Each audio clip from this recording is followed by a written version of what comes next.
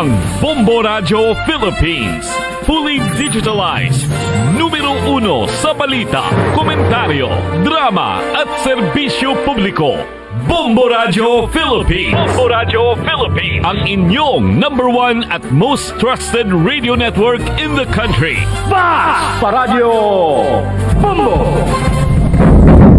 Oras sa Bombo Radio, punto alas 6 ang takna sa buntag.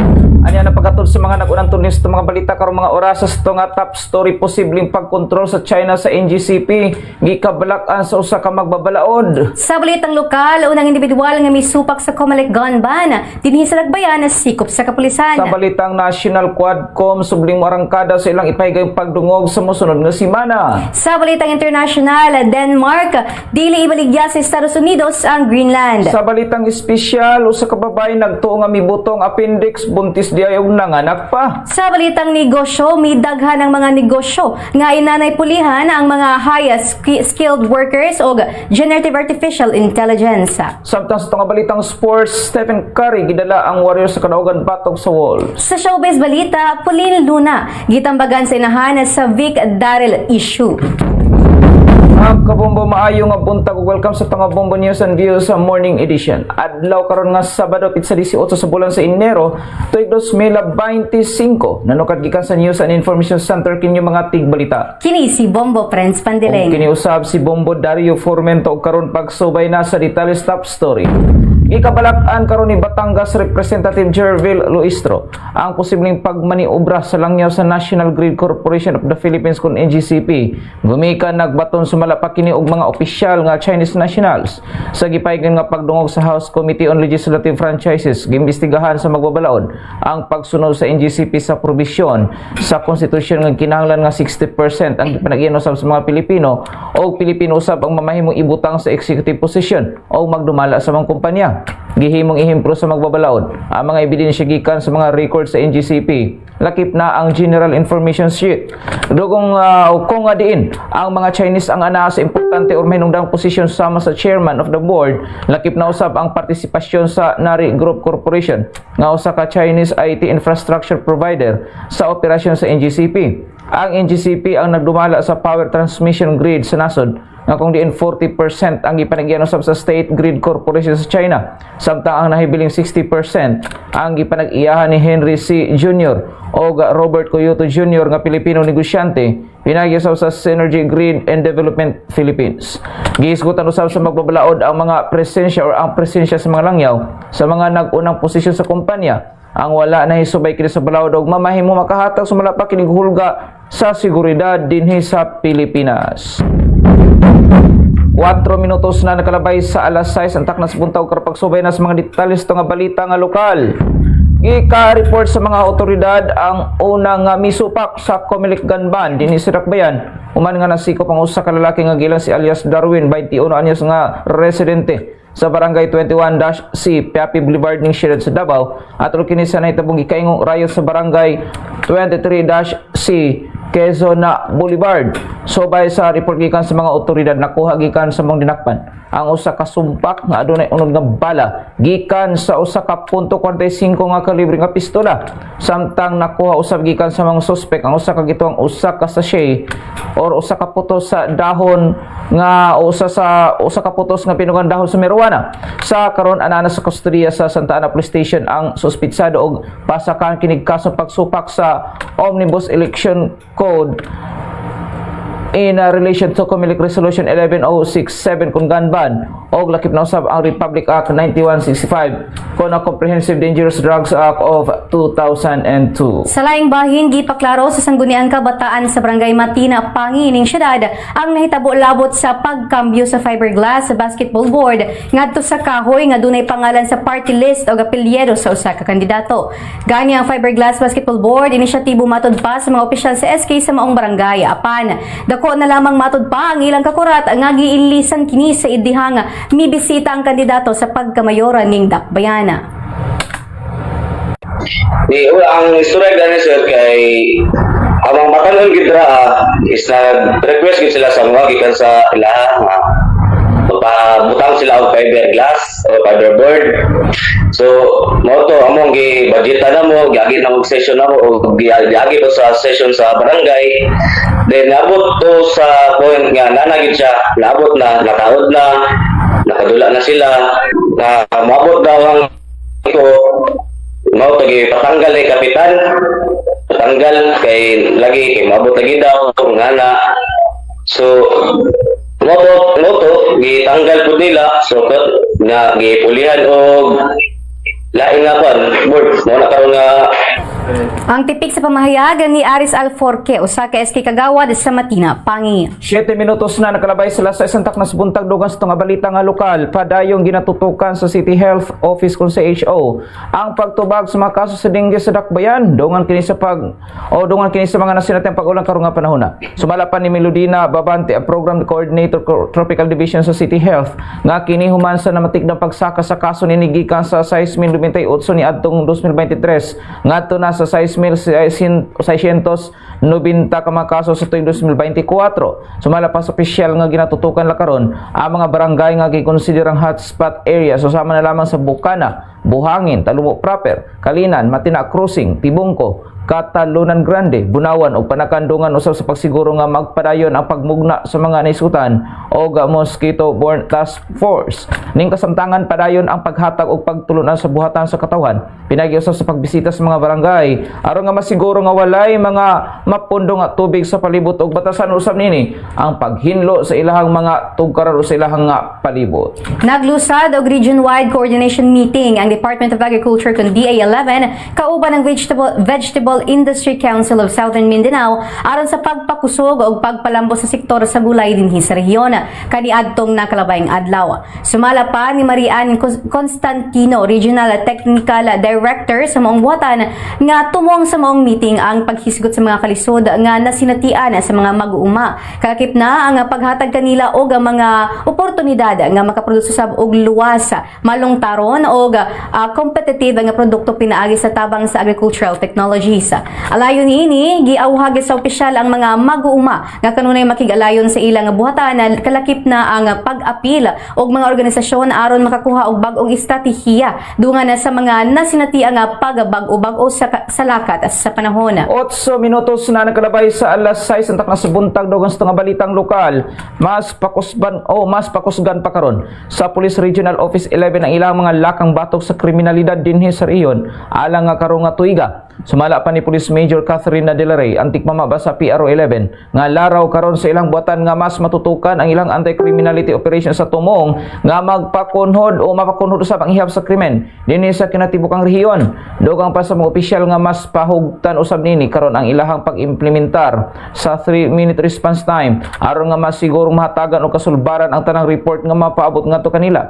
Gani gipasalig usab sa mga opisyal nga padayon og walay puasab nga serbisyong ihatod sa mga kapulisan alang sa pagkabot sa usa ka drug-free o crime-free nga rehiyon dinhi sa nasod. Sa laing bahin ginapanawagan sa Office of the Civil Defense 11 nga matutukan ang pag-upgrade sa mga flood control projects aron makakaya sa mga posibleng epekto sa kalamidad sa baha. Sumala pa ni Endara Dayanghirang, Regional Director sa OCD 11, na matikdan ini nga mga kinahanglan na ang pag-upgrade sa mga flood control projects gumikan dili na kini makakaya og mga dagkong baha. Pagpasabot ni Dayanghirang nga dawa naulahin na ang mga proyekto sa kalambuan sa panahon dungan sa pagdaghan sa populasyon o kabag-uhan sa klima tungod sa climate change.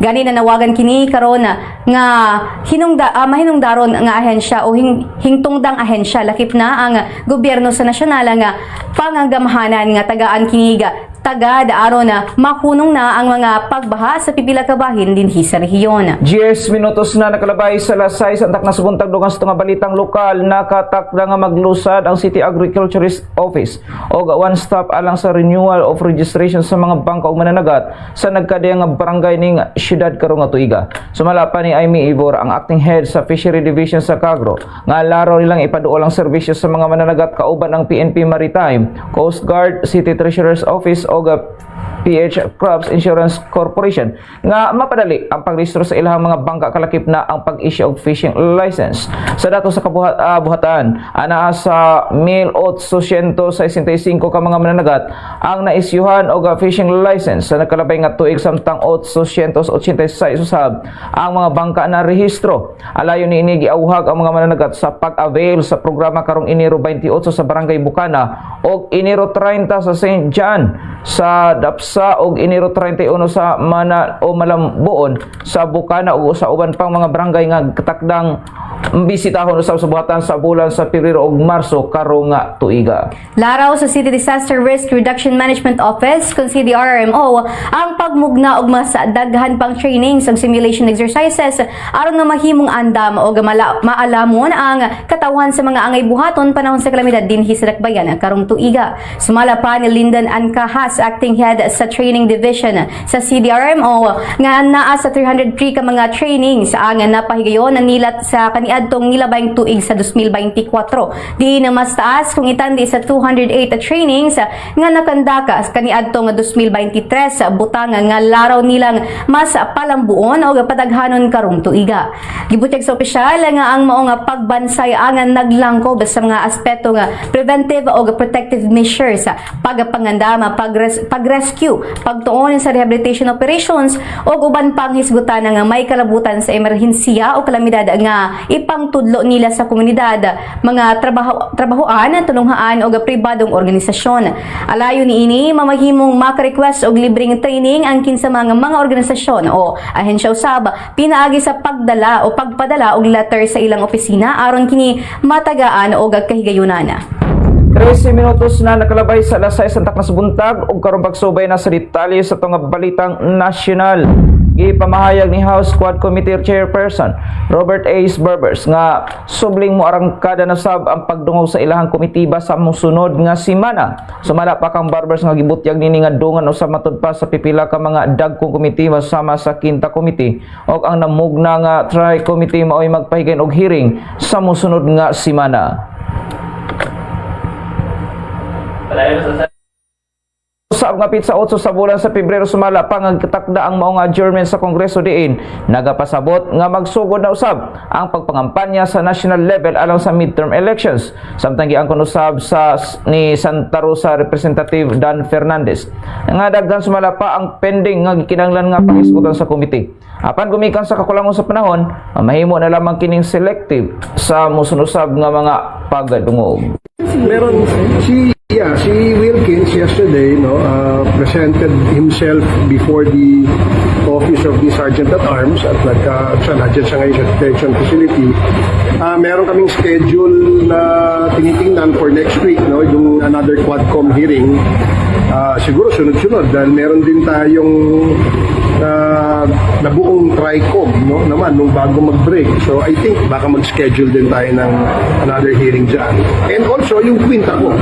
So itong this coming days until we adjourn on Feb, siguro sunod-sunod na hearing. Tugang sa mga balitang nasyonal, giawhag sa Commission on Filipino Overseas kun CFO ang mga Filipino nga gikasal o engage sa mga langyaw nga muagi sa government counseling program aron matabangan ang mangandam sa ilahang bag-ong palibot. Gipagawas ang isgutan nga panawagan gumikan sa nahitabo kang Marvila Faktura ng Kokchan nga matud pagipatay kuno sa iyahang bana nga Slovenian. Gikanayon sa CFO nga importante ang guidance and counseling program kun GCP nga siguruhon ang kaayuhan o proteksyon sa mga Pilipino nga magminyo o mga langyaw.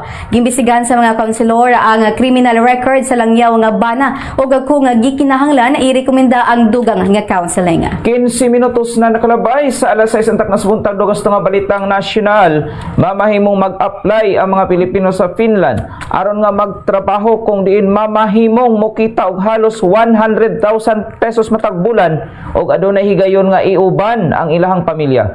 Gipirmahan sa Finland o Pilipinas ang usa ka joint declaration of intent nga mihatag og dalan sa mga foreign workers nga dalaon ang ilahang pamilya ang mga empleyado nga adunay insaktong kita ang mamahimong magdala og asawa ug anak ug mutabang usab ang Finland sa pagpangita og trabaho sa asawa ug pagpa-enroll sa mga bata sa tulungaan. Gikinahanglan usab sa Finland ang mga skilled workers susama lamang sa hotel ug tourism staff, restaurant personnel, IT professionals ug healthcare workers susama sa nurse ug caregiver. Samtang nagpasidan usab ang Department of Migrant Workers sa mga peke nga job offers online o giawhag ang publiko nga lantawon pag-ayo ang mga oportunidad pinagi sa DMW aron nga malikayan ang illegal recruitment. Gihukman og 21 hangtod 38 ka tuig nga pagkabilanggo ang usa ka branch manager sa Government Service Insurance System kun GSIS sa Bayumbong, Nueva Vizcaya gumikan sa pagbulsa niini sa 8.1 million pesos nga educational policy claims. Gipalig-on sa Sandigan Bayan sa 7th Division ang conviction ni Ana Marie Fedelis og gibalibaran ang iyahang apila nga ibasura ang nauna nga desisyon sa Bayumbong Regional Trial Court. Napamatudan usab ang naisgutan nga sad-an sa malversation, pagsupak sa GSIS Act, Access Devices Regulation Act ug Anti-Graft and Corruption Practices Act. Nahukman sa korte nga si Fedelis ang nagpahimulos sa pondo sa edukasyon nga nakahatag og dakong kadaot dili lamang sa GSIS sa panlakip na sa mga miyembro niini. Gipamulta usab ang nisgutan og 6.96 million pesos nga adunay 6% matag tuig nga interes sugod sa finality sa desisyon. 17 minutos na sa alas 6 antak nasbuntag dugang sa nga balita nga nasyonal nagapadayag og kabalaka ang Commission on Population and Development sa pagsaka sa kaso sa pagkabuntis sa mga kapatanunan ilabi na sa wala pa nagedad og 15 anyos. Ipamahayag sa CPD Undersecretary nga si Lisa Grace Versalis ang panginahanglanon sa komprehensibo og edad nga nahisubay sa edukasyon may tungod sa sexualidad aron nga masulbad ang makapabalaka usab nga pagdagan sa mga batanon nga sayo nga nagmabdos. Subay sa datos sa Philippine Statistics Authority kon PSA, mitaas ang ihap sa mga nanganak nga nag-edad og napulong adto na sa 14 anyos ngadto na sa 14 anyos gikan sa 2,411 ni atong tuig 2019 ngadto na sa 3,343 ni atong tuig 2023. Nagbaton og dakong ihap sa mga batanong babay ang mabdos ang mga rehiyon nga adunay hataas nga populasyon kung gidaghanon sa mga niskutan nga sayo nagmabdos sama lamang sa Metro Manila, Central Luzon og ingon man ang Calabarzon nga gilangkuban sa Cavite, Laguna, Batangas, Rizal ug Quezon. 18 minutos na nakalabay sa alas 6 antak na buntag ug karon pagsubay na sa mga detalles nga balitang internasyonal. Ipamahayag sa Denmark Prime Minister nga si Mette Frederiksen ngadto na kang US President-elect Donald Trump nga dili nini ibaligya ang Greenland sa United States of America human sa kontrobersyal nini nga pahayag nga ang mga kabtangan sa US Greenland ang usa ka absolute necessity og naghulga nga mogamit og puwersa militar o economic force aron nga makuha ang labi nga dakong isla sa kalibutan. Niadto nga 1721 nakuha sa Denmark ang naisugotang isla og pagkasunod nga tuig nahimong kolonyal nga teritoryo sa Denmark ang Greenland. Niadto nga 1953 nahimong kabahin usab sa Kingdom of Denmark ang Greenland isip usa ka bahin sa Danish realm o adili usa ka kolonya. Niadto nga tuig 2009 nagbaton og makasaysayan ng lakang ang Greenland sa dihang gipasan ini ang usa ka balaod nga naghataw og katungod sa isla nga magdesisyon sa ilang kagawasan pinaagi sa usa ka pampublikong binutuhay. Hinungdan nga nahimo kining usa ka self-governing territory sa Denmark. Gisugotan usab ni Frederiksen ang padayon nga contribution sa Greenland sa seguridad sa US ilabi na pinaagi sa ilahang pakiglambigit sa North Atlantic Treaty Organization kon NATO og lakip na usab ang kamahinungdan hinungdanon sa Greenland sa seguridad sa Arctic. Ang naisgutang pamahayag ni Trump mahitungod sa Greenland ang nakadawat og kritisismo sa pipila ka sektor og nagpasidaan nga mamahimong makahatag kini og tensyon sa relasyon sa US ug Denmark. Sa laing bahin ng gawas ang nagkaraing reaksyon sa mga world leaders o international aid agencies sa kasabutang ceasefire sa Israel ug Hamas sa Gaza. Gipahayag ni Prime Minister Pedro Sanchez nga importante ang ceasefire deal sa regional stability o gikinahanglang lakang sa pagkabot sa two-state solution. Gipasalamatan usab niini ang Qatar, Egypt ug US nga nagsilbing mediators aron mapatuman ang ceasefire. Samtang gipahayag usab ni Belgium Prime Minister Alexander De Croo nakaandam ang Belgium nga motabang og maglaom usab kini nga magpadayon ang kalinaw. Gipahayag usab ni European Commission President Ursula von der Leyen nga nagdala og paglaom ang kasabutan alang sa tibuok rehiyon og giawhag ang duha ka grupo sa hingpit nga pagsunod sa ceasefire. Gipahayag usab ni United Nations Secretary General Antonio Guterres andam ang UN nga suportahan ang kasabutan og palugwayan pa ang nagpadayong humanitarian relief sa mga Palestino nga padayong naglisod og gumikan sa gera. Samtang dugang pa sa nga balitang internasyonal, sobling na dagma ang 88 anyos nga si Pope Francis nga may resulta usab kini sa pagkabunog sa tong braso nini apan walay nahisgutang mga bali sa iyahang bayon sa lawas. Gikumpirma sa Vatican nga sa Santa Marta Residence nahitabo ang insidente nga kung din kanunay nagpuyo si Pope Francis. Isip pag-amping gisulod ang braso nini sa usa ka sling. Kay nungduman nga si Pope Francis ang nagbaton og health problems. Lakip na usab ang chronic bronchitis og mga sakit sa tuhod. Hinungdan nga kanunay kining mogamit og wheelchair, walker o tungkod. Apan bisan pa manini, gipamahayag ni Pope Francis nga wala kini planong mupahaw usab sa katungdanan. Palin usab gihimo ni Pope Francis ang mga katungdanan niini og sa labing bag-ong autobiography niini nga Hope, sobling gipadayag ang dedikasyon nini sa iyang papacy bisan pa man sa mga pagsulay sa iyang panglawas. 22 minutos na nakalabay sa alas 6 ang takang buntag o karon pagsubay ng silitas nga balitang espesyal. Nakuratan si Anna Jackson, 22 anyos nga taga Scotland. Sa dihang nasairan niini nga mabdo siya human kini nga miadto sa usa ka ospital gumikan sa pagtuni ni nga mibuto ang iyang appendix. Human nga nakalabay usab ang 40 minutos. Gihimog sunin ang iyang anak nga si Talia Smith. Sumala pa nga nagsugod ang tanang kasinati si Anna og pagpanakit sa iyang tiyan nga gikatuhan lamang nining menstrual cramps. Sa dihang migrabe ang sakit. Miadto kini sa Forth Valley Royal Hospital. Kauban ang iyahang partner nga si Ewan Smith. Gikabutiyag nga solo sa siyam ka bulan. O sulod sa siyam ka bulan. Wala na matikdan sa niskutan nga buntis na diay kini.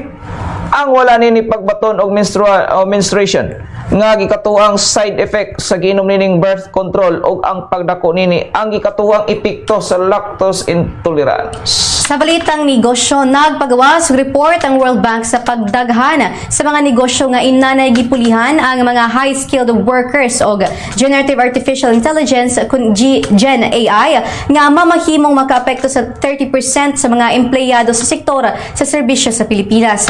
Matod pa sa World Bank, morisulta kini sa hataas nga panginahanglan sa mga low-skilled workers ug gumikan sa mas ubos ang sweldo. Hinungdanan nga mamahimong muubos sa 4% ang ihap sa mga high-skilled workers sa mga sektor susama sa finance ug business management. Subay sa mga pagbanabana, mosobra sa 300,000 ka mga Pilipino ang mamahimong maapektuhan sa mosunod nga 5 ka tuig. Samtang matod pa usab sa reports in Information Technology and Business Process Association of the Philippines kun EBPAP, 8% sa ilahang mga miyembro ang nagkanayong nagpakunhod sa ihap sa mga empleyado gumikan sa Gen AI. Gipahayag usab niini nga dili mutaas ang ihap sa mga mawad-an og trabaho sa AI kung muhimo ang mga kumpanya og mga programa sa upskilling sa ilahang mga empleyado. Bili sa piso batok sa langyaw nga salapi, US dollar 58 pesos and 61 centavos. Hong Kong dollar 7 pesos and 51 centavos. Singaporean dollar 42 pesos and 81 centavos. Saudi Arabia rial 15 pesos and 59 centavos. Samtang sa atong euro 60 pesos and 25 centavos. 25 minutos na nakalabay sa alas 6 ang takna sa buntag o pagsubay na sa detalles itong balitang sport. Gidala ni NBA superstar Stephen Curry ang Golden State Warriors aron nga maangkon ang kadaugan batok sa Minnesota Timberwolves sa score nga 116 kontra sa score nga 115. May kamada si Curry og 31 points ug 8 ka assist og kadaugan sa kadaugan usab sa GSW. Samtang 24 points usab ang gikatampo sa forward nga si Andrew Wiggins. Wala pa gihapon nakadula si Draymond Green sa panagsangkos sa Warriors apan gipuli kaniya ang sophomore nga si Trey sa Jackson Davis isip sentro. May kamada usab si Davis og 15 rebounds og 2 ka blocks aron nga pangunan usab ang depensa sa Warriors. Samtang wala usab ni Saber ang taga 28 points nga gipasulod sa 2 ka guard sa Minnesota nga sila si Anthony Edwards og Dante DiVincenzo og gipaningkamutan unta sa Wolves nga gukdon ang Warriors ay katulo og katapusang quarter ginamit ang offensive explosion nila ni Edwards og Dante.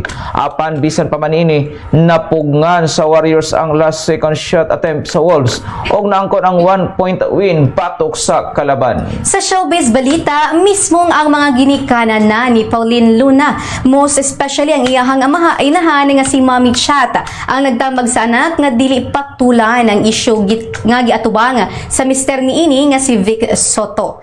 Hangtod nga mahimo kuno likayan ni Pauline ang nga mag-post og bisan unsa sa social media. Nagtuo kuno si Mommy Chat nga gihimo-himo lamang ang dugay nga nang istorya nga nalambigit si Bossing nga paglugos kang Pepsi Paloma kaniadtong nakalabay nga pila na mga tuig. Gipaniguro sab ni Mami Chata sila kuno nga magtiayon ang nagpalikod sa ilahang umagada.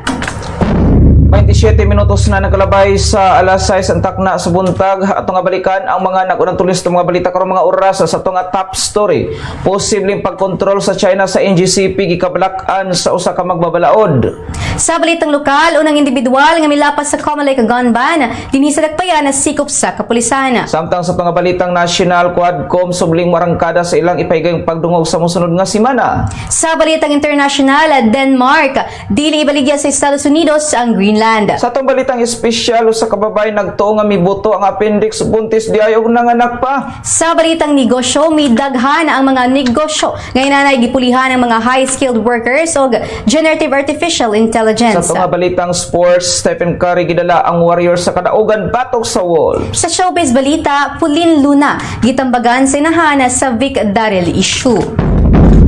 Mga kabombo mo ito naglangkob sa ito nga Bombo News and Views sa morning edition. Adlaw karon nga Sabado, pisa 18 sa bulan sa Enero tuig 2025. Nanukad gikan sa News and Information Center kini yung mga tigbalita. Kini si Bombo Friends Pandilenga. Ug kini usab si Bombo Dario Formento para sa number 1 and most trusted radio network in the country, Bombo Radio Philippines. Basta Radio. Bombo!